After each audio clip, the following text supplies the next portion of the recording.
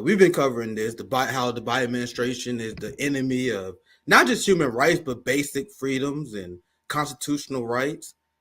That's why it's hilarious whenever we talk about Morning Joe, we show Morning Joe, and they said that Trump want to tear up the Constitution. This is a line that Joe Scarborough like to use. And trust me, guys, you know who we are. We are the post-duopoly leftists. We don't like Republicans or Democrats. Trump, very problematic. Biden, very problematic. But that's why we had to debunk duopolists. You have duopolists that say Trump is an enemy of the Constitution. Can you imagine, fam, how they will react if you had Donald Trump that was fighting to the Supreme Court for the right to censor his political opponents? Do you guys know what they would be saying about him? Everything they said about him. What they told us, they said Donald Trump, the guy, he is so unhinged. He is so uniquely evil compared to every single politician. He will crack down on his political opponents. Said the same people pushing for a censorship regime to cover up the crimes of the Biden administration and the misleadership of the ruling class. So, because our government handled COVID without any real science, because they pretty much did the bidding of Pfizer and Moderna and they had no justification in how they act, because the Biden administration and liberals have no justification for funding neo-Nazis in Ukraine, fam. You know the thing that the BBC, CNN, all the corporate media used to talk about all the time? They talk about the Azov Battalion. Ro Khanna used to warn about funding them. You know the same Azov Banderite neo-Nazis? They burned 80 union workers in Odessa. I was reading about that a few days ago. These people use political violence. They do what Nazis do. Fishes swim. Bears and lions hunt. Nazis do Nazi shit.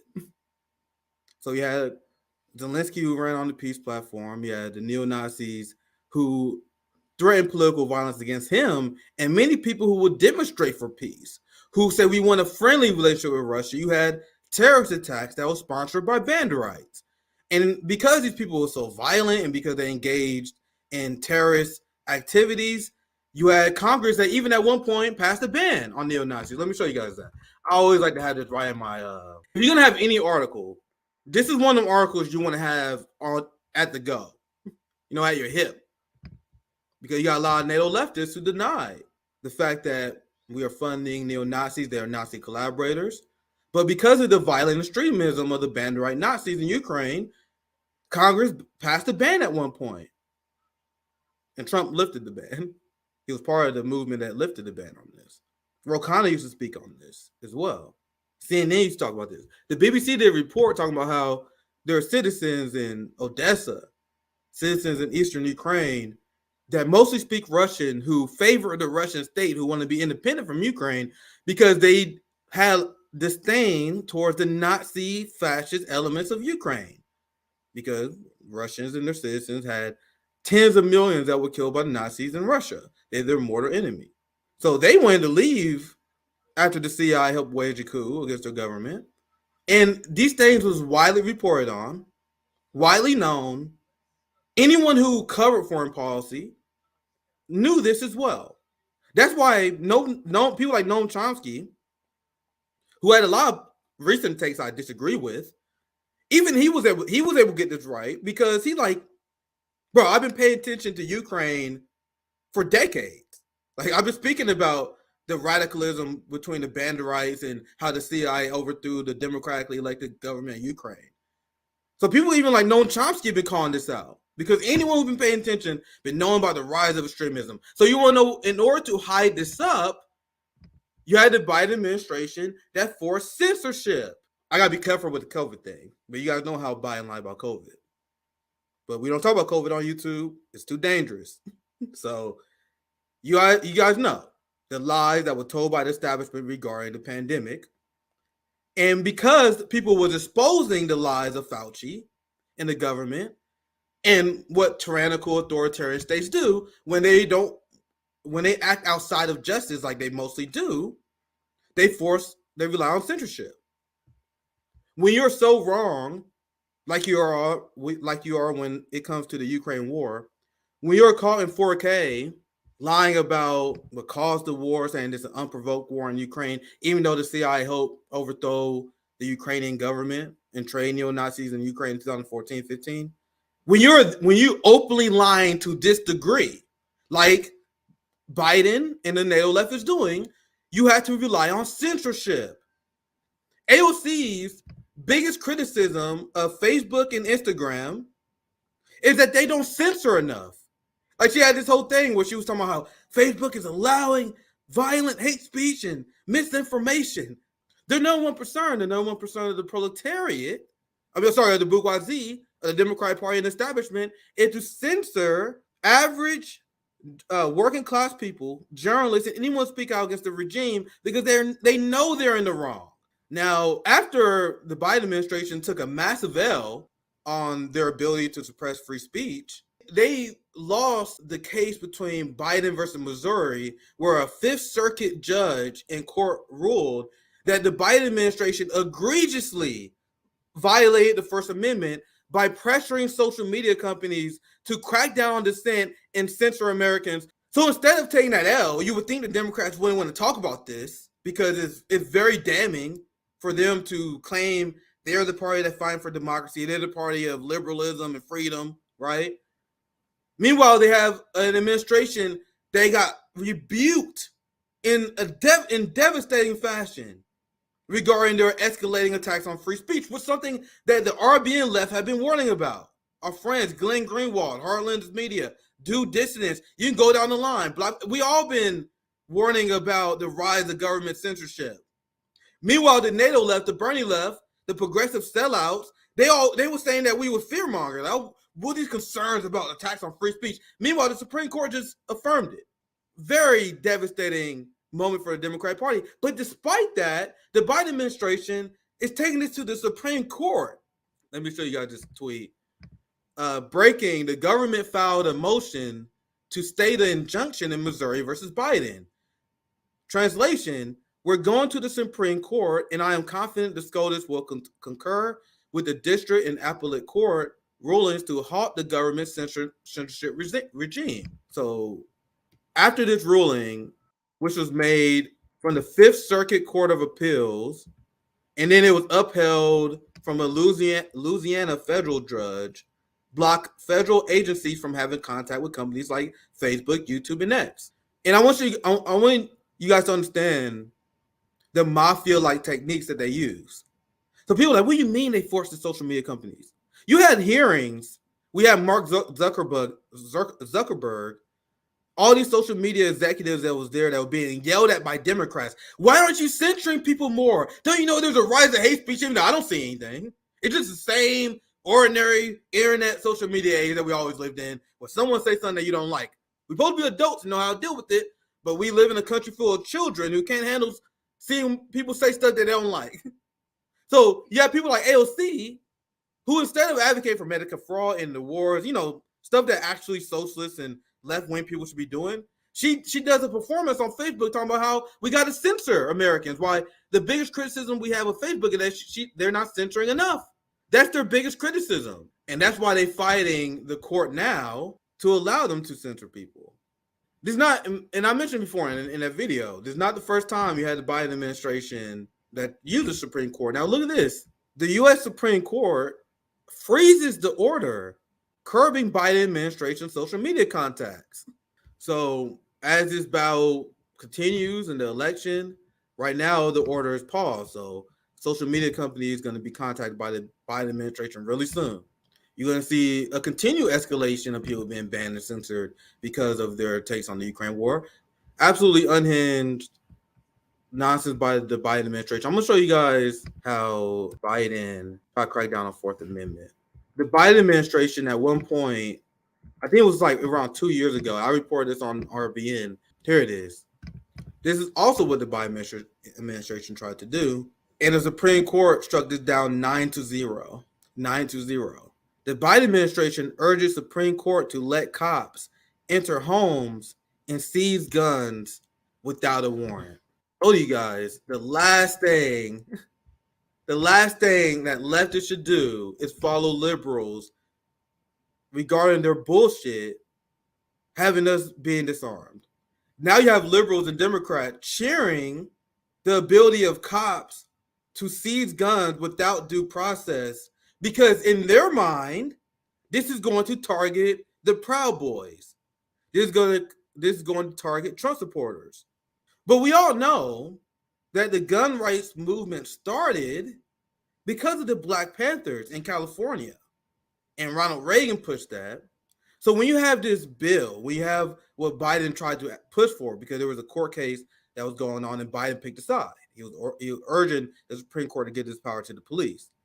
Who do you guys think this is actually going to hurt? They think it's going to impact Trumpers and MAGA, and it may impact a few. But this will 100% be used to impact poor, working class, especially Black and brown people, allowing the police to take people's guns. And now you have Democrats that are pushing to make people who protest Cop City domestic terrorists.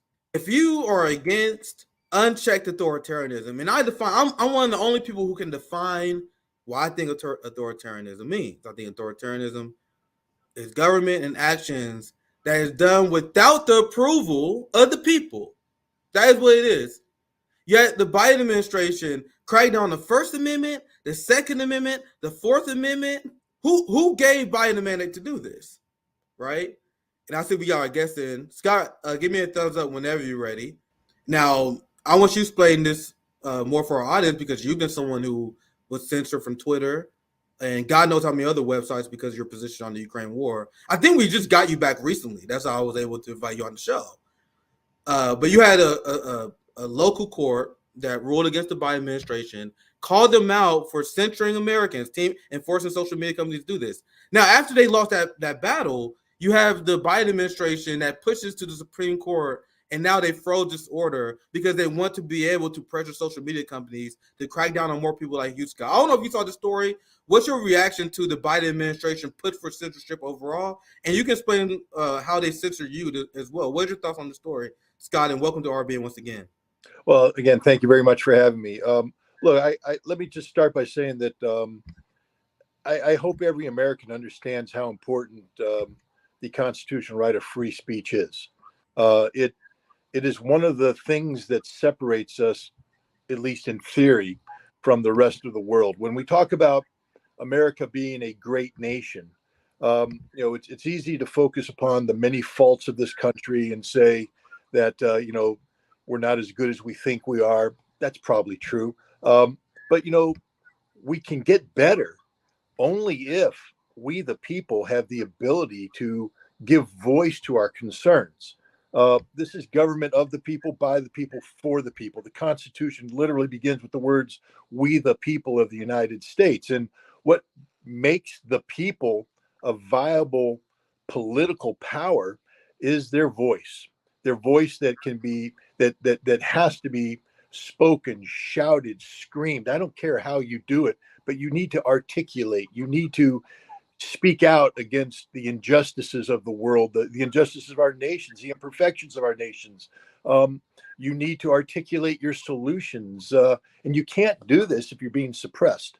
And one of the things that has happened, throughout our history, but more recently, especially, is the suppression of the voices of we, the people. In this new age of technology, and as I already indicated, as you can tell by the fact that I'm speaking on my cell phone, I'm not I don't know how to do this stuff great. I'm horrible at it as well, man. I can relate. But in this day and age of communication, when I grew up, if you wanted to talk to somebody, you wrote a letter, or you picked up the phone and you dialed the old-fashioned way, one digit at a time on a rotary phone. This concept of digital communications is relatively new. Yes. But for the today's generation of youth, it's all they know. They just assume that this is the way it's always been. It hasn't. This creates, a lot of opportunities, because now communication is instantaneous. And so you are able, today's generation is able to gain access to information at a rate that's just unbelievable. Some people say it's too much, that you get digital overload, et cetera. That's up to the individual to filter, I call that a personal problem. Meaning people need to learn moderation.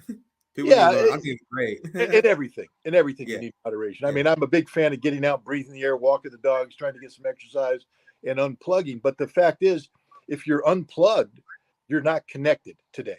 That's a good point. And I'm talking about not just news. I'm talking about just communication. You're behind the ball when it comes to competing with anybody else about anything. You'll find yourself sort of left out. And I bring that up because the way we get news today, the way we get information is different than the past. Again, when I grew up, it was running to the TV at 6 o'clock and turning on one of three channels, and deciding who you wanted to watch. My family tended towards Walter Cronkite and CBS Evening News. That was a voice we could trust, and we did so. Later on, we get cable TV. The CNN phenomena comes around, and now almost everything is done out by cable. There's so much competition, and it's also on the internet. People get their news through alternative media. You're an alternative media source. You're an important part of this. I'd like to say that I play a part as well. Everybody plays a part who communicates in this way, but we don't control the methodology, the vector. We have to use, for instance, right now you're broadcasting on StreamYard, and then you're going to stream. I don't know what platform you use, if you stream on YouTube or what, but you use a platform. Other people do. There's a lot of options out there. You and I communicated on Twitter, or X as they now call it. I communicate with my family on Facebook. I communicate with a large community on Telegram. I don't control it, and the government doesn't control these. These are private entities, but they have taken over such an important means of communicating that you can't view them as private entities anymore. And the Supreme Court of the United States has said that this is one of those gray zones that it has yet to weigh in on. What is free speech? Free speech on a platform like Facebook, like Twitter, like anything else out there. And right now the answer is no. Right now the answer is, because these are private spaces, your free speech isn't protected. The Constitution is quite clear that Congress cannot enact laws that infringe on a free press and free speech. Twitter is not Congress, so Twitter can say, Ritter, we don't want you on anymore, you're banned. But and that should be challenged, because I think that many people agree. And that would lock. Sorry to interrupt, but there are a lot of conservative states, like Missouri, where I'm from, that are challenging that. And the Supreme Court case is gonna be very interesting, because what the Fifth Circuit ruled was that the Biden administration putting pressure on social media companies to censor people is a violation of First Amendment. But sorry, I want you to continue. Well, that's what I was getting at. Is there's two issues here. There's one just about, can Twitter, having created such a vast and important public space for communication, can Twitter now move in and infringe on this, or does the public interest take over? That Twitter, having created this, has now moved into the realm of what happens there is protected speech. That has to be tested in the Supreme Court still. But what the Fifth Circuit has said is what I and others have said all along, is that when Twitter suppresses people, or when Google suppresses people, Facebook suppresses people, is this really something that they're doing on their own volition, or have they been pressured? And I've always said that when Congress has the ability to summon the head of Google, the head of Facebook, the head of Twitter to a congressional committee and threaten them that Congress will enact laws that interfere with their ability to conduct business if they don't fight disinformation, if they don't fight misinformation, if they don't shut down Russian trolls, if they don't do this, if they don't do that, that is a direct violation of the First Amendment, because now Congress is getting an end around. While they're not passing laws, they're threatening to pass laws, and therefore that pressure allows these private entities, or compels these private entities to shut down. And the Fifth Circuit has come out and said that is a violation of the First Amendment. And I agree with them 100%. The Biden administration has put direct pressure on and on companies to shut down dialogue about. I think in this case that's specifically about the vaccines, about COVID, about preventing discourse about this. And it doesn't matter where you and I come down on vaccines and COVID. It really doesn't. What matters is there are a wide variety of opinions on this matter, and all opinions have a right to be given voice, and you can't shut them down. The Supreme Court has weighed in a long time ago. Louis Brandeis was a Supreme Court justice who, at the end of the First World War, got involved in a lot of free speech issues, and he said that the antidote to hate speech or incorrect speech is more speech, meaning that you don't shut people down, you allow people to speak out, and you trust the average American to receive this information and discern for themselves which argument they choose. That's the beauty of our system, that we have the ability as citizens to decide for ourselves. And this is why I get upset when people talk about misinformation and disinformation. It's as if the government is the only one capable of deciding what misinformation. So ridiculous. I'd like to believe that you have a brain. I know I have a brain, and I think that we're pretty capable of listening to an argument, discerning what is fact-based, what is not, and saying this is the better argument. And when the government starts losing its argument, it rather than saying, well, we got to do a better job of communicating, they say we need to shut down the opposition because they're beating us, they're winning. And this is a very dangerous thing for America. Yeah, I always ask myself, and I always ask my audience to ask themselves, how does a certain rhetoric, how does this serve us? How does it serve us to allow the establishment and politicians and unelected bureaucrats to decide what the truth is? Like, that seems extremely dangerous, right? Especially considering they're the same establishment who lied about every single war and countless other issues, right?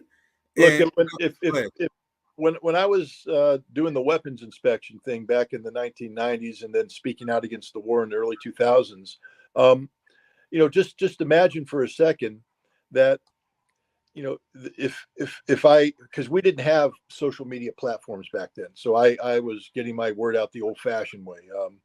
One TV interview at a time, one article at a time. But today, if I took that same message that I was putting out and put it on Twitter or on Facebook, it would be called misinformation, disinformation. I would be shut down for actually telling the truth about weapons of mass destruction. Yes. Because the government disagreed with my voice. And that's the danger. The government does not have a right to tell anybody what they can or they can't say. The government cannot tell us what to think, what is legitimate, what is illegitimate. The government works for us. That's what the people tend to forget. We, the people of the United States of America, government of the people, by the people, for the people, we're the bosses. They work for us. They do not get to make rules that infringe on our rights. We have a duty and responsibility as citizens to speak out and to hold them accountable for things that we disagree with, even if we're wrong. It's possible that we're wrong. I mean, you have friends, I have friends. How many times you sit down in a social environment and you get in a discussion with your friends, you have 5 people talking, you have 5 different points of view. Does that make any of them evil? Not necessarily. It just means that 5 people have a different point of view, and we talk about it. And it's a debate. And at the end of the day, we may walk away saying, they're all wrong, I'm the only one right. Or may walk away and say, hey, they had a pretty good point. I'm going to chew on that for a bit. That civil debate, discussion, and discourse is the building blocks of a viable democracy. We have to have the ability to get together collectively and talk about issues, especially when we disagree. We have to do it civilly, but we're allowed to have debate, discussion, dialogue, disagreements. This is normal. And you can't sit there and say, because you disagree with someone, they no longer have a right to say it. That the fact that they're saying it becomes a danger to society. No, the danger to society is when you shut these people up. That's the danger to society.